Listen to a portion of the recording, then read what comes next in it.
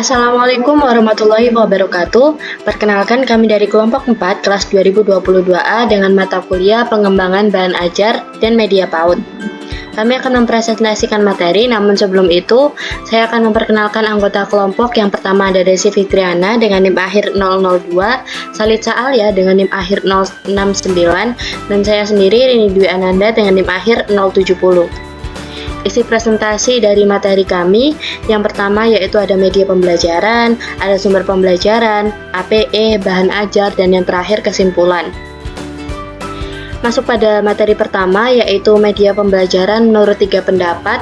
Yang pertama ada menurut Wibawanto pada tahun 2017 bahwa media pembelajaran adalah sumber belajar dan dapat juga diartikan dengan manusia dan benda atau peristiwa yang membuat kondisi siswa mungkin memperoleh pengetahuan, keterampilan, ataupun sikap.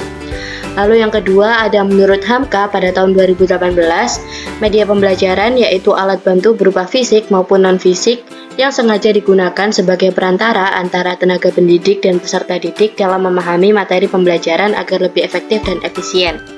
Lalu yang ketiga yaitu ada menurut Tafonao pada tahun 2018, peranan media pembelajaran dalam proses belajar dan mengajar merupakan satu kesatuan yang tidak dapat dipisahkan dari dunia pendidikan. Selanjutnya, kami menyimpulkan dari ketiga pendapat tersebut bahwa media pembelajaran adalah sebuah alat untuk memperoleh pengetahuan baik secara fisik maupun non-fisik yang berkesinambungan dengan dunia pembelajaran dan pendidikan. Materi selanjutnya yaitu ada beberapa jenis dari media pembelajaran. Yang pertama ada media visual, media audio, dan media audiovisual. Dan contoh dari media visual seperti gambar, diagram, dan poster. Lalu contoh dari media audio yaitu seperti laboratorium bahasa, lagu atau musik, dan juga radio. Lalu yang terakhir yaitu contoh dari media audiovisual itu seperti video pembelajaran, film, ataupun televisi yang dapat digunakan. Materi selanjutnya akan dijelaskan oleh Salitza. Baik, selanjutnya sumber pembelajaran menurut 3 pendapat. Yang pertama, menurut ICT, sumber pembelajaran adalah segala jenis sumber baik berupa data, orang atau benda yang dapat digunakan untuk memberi fasilitas yang memudahkan siswa atau guru untuk belajar. Pengertian yang kedua, sumber pembelajaran adalah segala sesuatu yang terdapat di lingkungan sekitar anak yang dapat dipergunakan untuk dimanfaatkan dan membantu pemahaman anak dalam proses belajar mengajar. Yang terakhir, menurut Januszewski Sanmolenza, sumber pembelajaran adalah sebagai perangkat dan bahan, peralatan, pengaturan, dan di mana pembelajaran dapat berinteraksi dengannya yang bertujuan untuk memfasilitasi belajar dan memperbaiki kinerja. Jadi dapat disimpulkan, sumber belajar adalah segala macam sumber, bahan, dan daya yang dirancang khusus dan dimanfaatkan secara langsung untuk memberikan informasi dan keterampilan bagi guru maupun anak untuk mencapai tujuan pembelajaran. Selanjutnya, jenis-jenis sumber pembelajaran. Yang pertama ada pesan.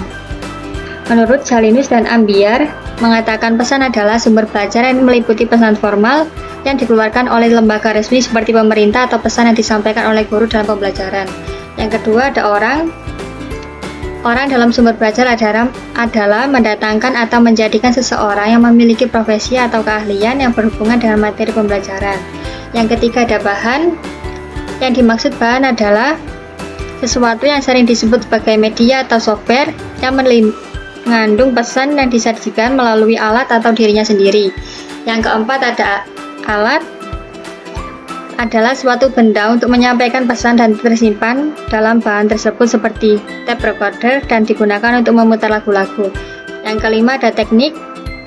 Menurut Zaman dan kawan-kawan tahun 2005, teknik dalam sumber belajar adalah prosedur yang dipersiapkan dalam mempergunakan bahan pembelajaran, peralatan atau situasi dan orang dalam menyampaikan pesan.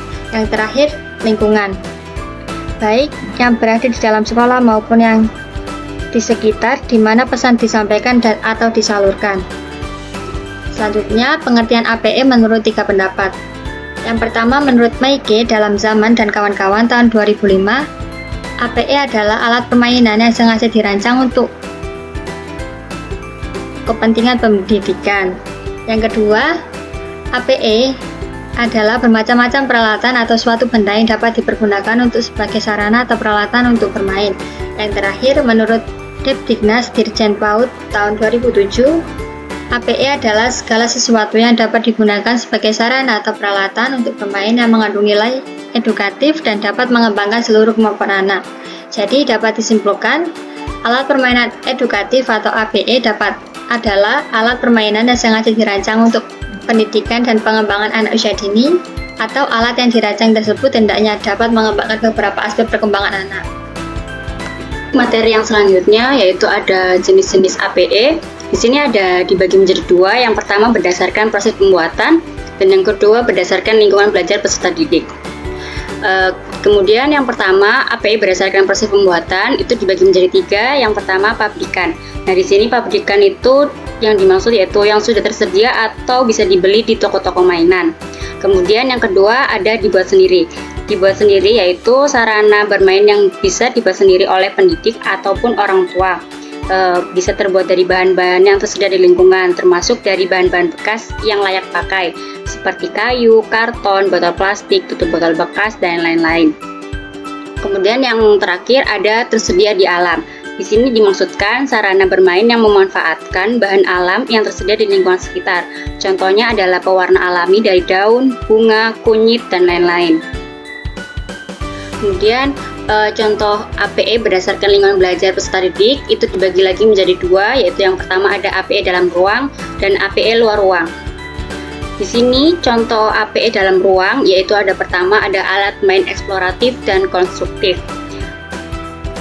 Alat main eksploratif dan konstruktif ini dirancang untuk merangsang kreativitas dan kemampuan pemecahan masalah. Kemudian melalui permainan ini, anak dapat mengenal konsep ruang, bentuk, dan hubungan antar objek yang penting untuk mengembangkan kognitif dan juga meningkatkan kemampuan motorik mereka. Di sini ada contohnya yaitu ada balok bangunan, potongan kertas atau karton, puzzle, dan set konstruksi magnetik. Yang kedua ada alat main sensori motor. Alat main sensori motor ini dirancang untuk merangsang indera pada si kecil. Mainan ini membantu mereka memahami hubungan sebab akibat serta mengembangkan keterampilan motorik. Ini juga bermanfaat untuk mengeksplorasi sensorik yang mendukung perkembangan otak. Contohnya ada bola tekstur, mainan berbunyi, buku tekstur, dan mainan tekan dan putar. Kemudian yang ketiga ada alat mainan manipulatif.